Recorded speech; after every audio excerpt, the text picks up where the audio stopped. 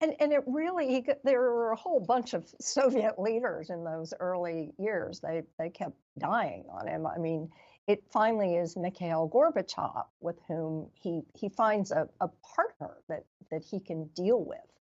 So talk about that a little bit, that relationship.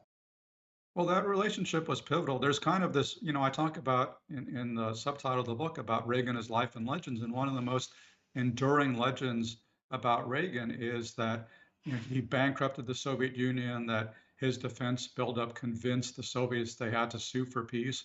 And the result was the end of the Cold War. And that's not really what happened. Actually, in his first term, when he was at his most bellicose, talking about the evil empire and raising defense spending by record amounts in peacetime, that was when we had one dangerous crisis after another with the Soviet Union, with these elderly apparatchiks who were leading the Soviet Union.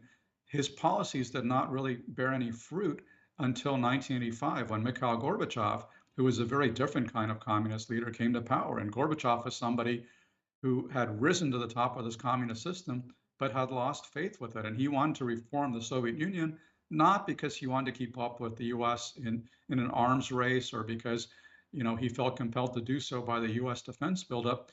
Gorbachev just thought the whole arms race was incredibly wasteful, and he wanted to be able to spend more money on the needs of ordinary Soviet citizens. And so, therefore, he wanted to end the arms race. And I think what Reagan should really get credit for is not for spending the Soviet Union to bankruptcy, which he did not do. The Soviet Union was, I mean, their economy was growing slowly, but it was not bankrupt. It could have survived just as Cuba and North Korea and others have survived.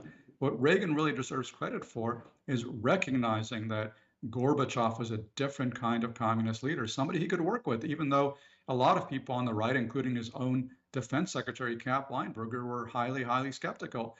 But the turning point was that Geneva summit in 1985 when Reagan met Gorbachev for the first time, and he established this bond, this rapport that hastened the end of the Cold War.